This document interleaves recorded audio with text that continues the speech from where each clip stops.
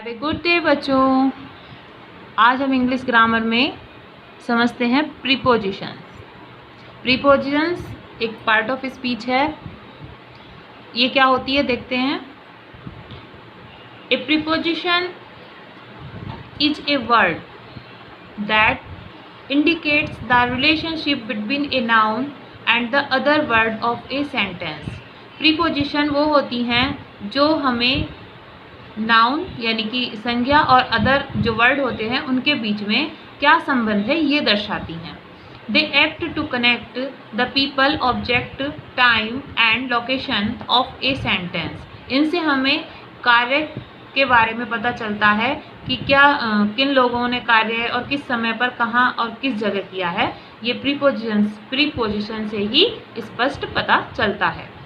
They help us understand order, time, connections and positions.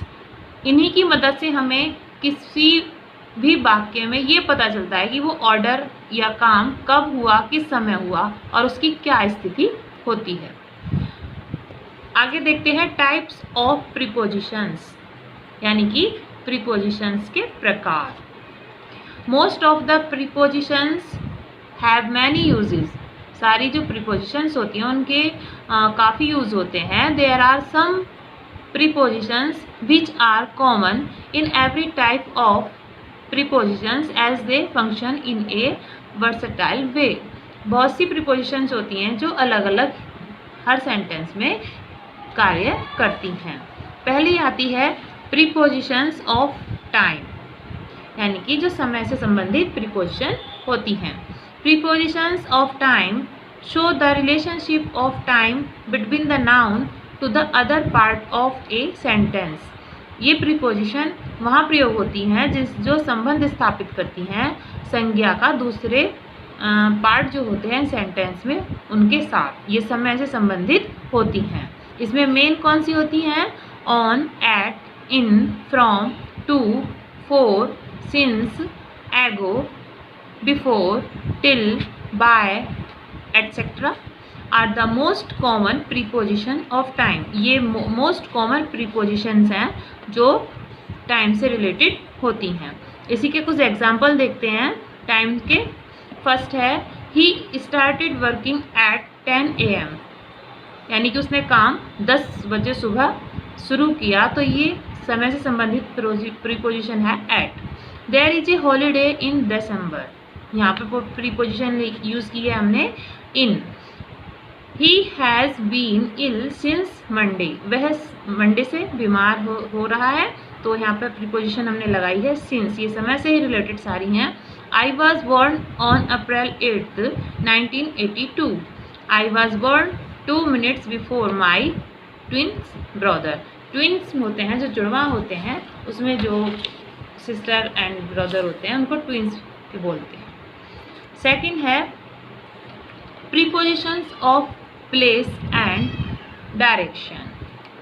Preposition of place show the relationship of place between the noun to the other part of a sentence. इसमें वो preposition आती हैं जो जगह और दिशा से संबंधित होती हैं और वो संज्ञा का जो वाक्य में और शब्द होते हैं उनसे संबंध दर्शाती हैं।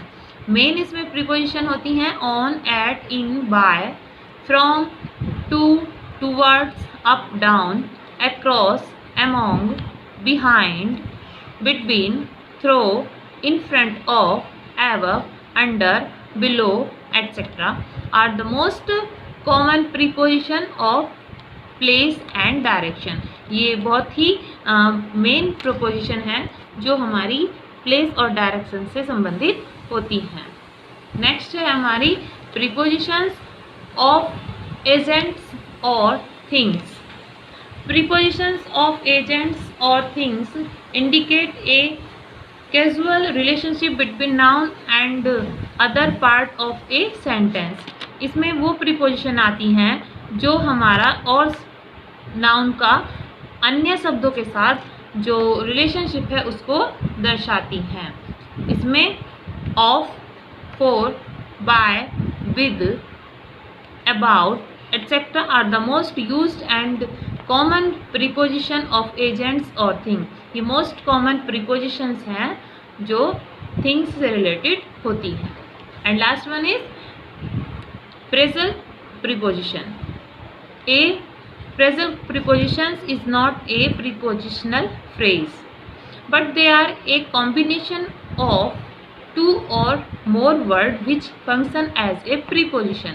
जैसे कि इसका नाम फ्रेज से रिलेटेड है तो ये फ्रेज नहीं है, लेकिन इसमें क्योंकि एक या दो शब्द से मिलकर ये बनते हैं तो ये प्रीपोजन्स की तरह ही काम करती हैं, ये फ्रेज की तरह पर यहाँ पे काम नहीं करती हैं। जैसे along with, ये एक ही प्रीपोजिशन है। apart from, because of, by means of, according to, in front of, in spite of, reference to, in addition to, on top of, out of, with, regard to are the most common phrasal preposition। यह मैंने अभी आपको 4 तरह की main जो preposition होती हैं अभी आपको समझाई। उम्मीद है आपको समझ में आई होंगी। समझ में आई हो तो आप अपने चैनल को लाइक करें एंड शेयर भी करें। थैंक्स।